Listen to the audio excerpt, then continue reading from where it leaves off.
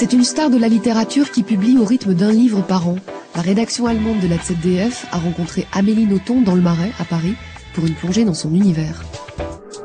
Je suis l'idole qui empêche de dormir, qui prend la vie des hommes et des femmes sans un regard. Écrire est une obligation pour Amélie Nothomb depuis l'âge de 14 ans.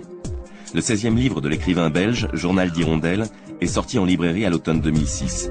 Ce portrait d'un tueur à gages n'a été édité qu'en français. Actuellement sort en Allemagne la traduction de son avant-dernier roman Acide sulfurique, sous le titre Reality Show.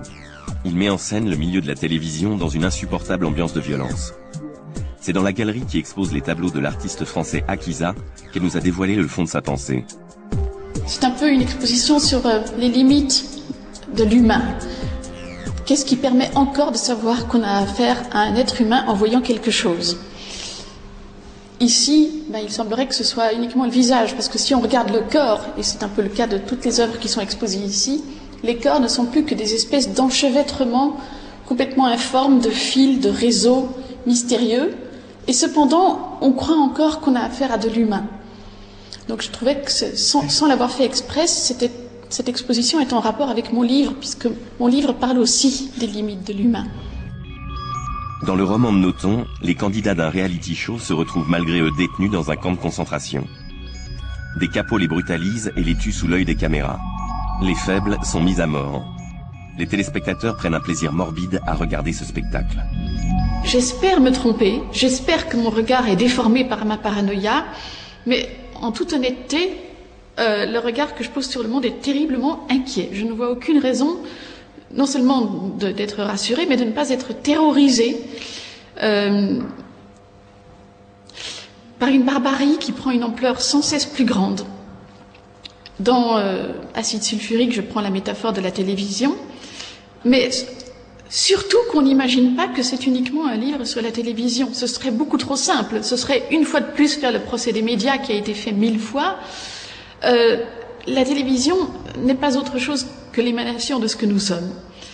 Et la cruauté, le formidable mépris dont témoigne une certaine télévision d'aujourd'hui est exactement à l'image du mépris dont témoigne une proportion de plus en plus grande de l'humanité envers ses semblables.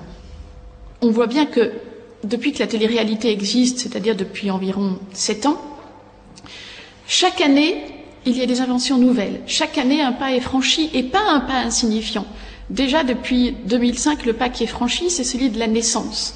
Aux États-Unis, des émissions de télé-réalité ont montré des naissances en direct. La naissance est tellement reliée à la mort qu'il est tellement évident que la prochaine étape sera la mort. Je ne sais même pas pourquoi je parle au futur.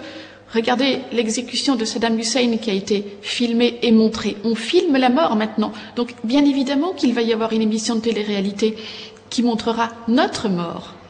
Rien n'est plus simple que de ne pas regarder cette télévision-là. Ça ne demande aucun courage, ça ne demande aucune force, c'est la chose la plus facile du monde. Et cependant, tout se passe comme si cette résistance élémentaire était devenue impossible. Donc moi, je dis qu'il n'y a qu'une seule solution face à ce problème, c'est le boycott pur et simple, sans aucune discussion. Urbain, dans Journal d'Hirondelle, a besoin de tuer et Oui. de satisfaire, au moins sexuellement. Oui. Il y a un lien entre les deux. Bien sûr, Fort. le lien, c'est la logique de la société de consommation. Quelle est la consommation ultime de l'être ? C'est le moment où on prend sa vie, où on consomme sa vie et on joue, et où on jouit, y compris sexuellement. Ça, je n'ai rien inventé, tout le monde le sait, Thanatos et Eros sont liés. Le moment où on jouit de l'annulation de sa vie. Donc l'autre est chosifié jusqu'à ce qu'on puisse se permettre le droit ultime sur lui.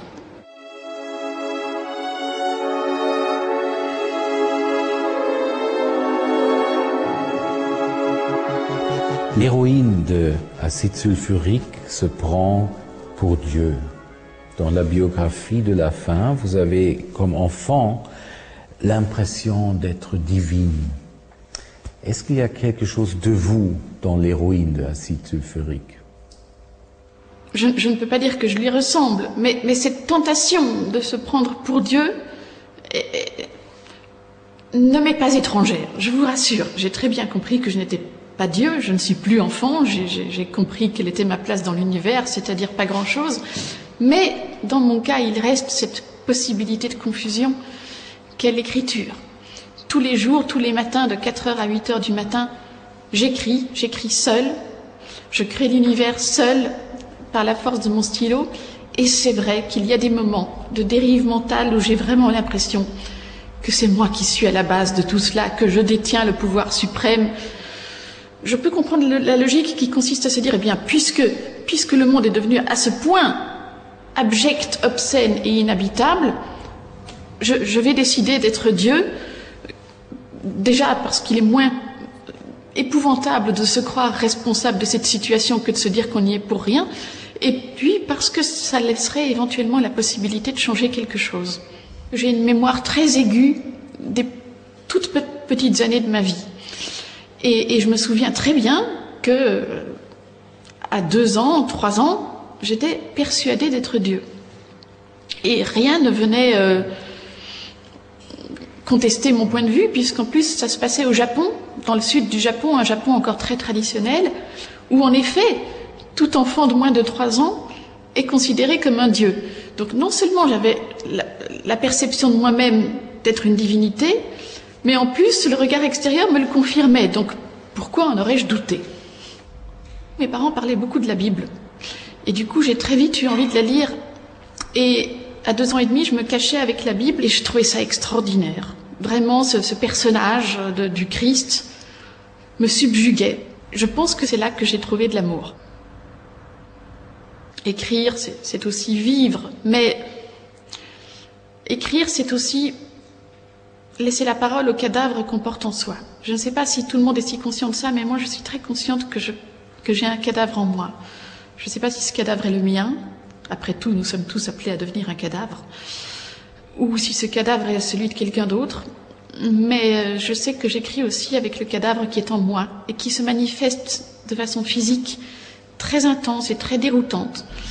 Donc oui, forcément, puisqu'écrire et donner la parole au cadavre, c'est aussi mourir.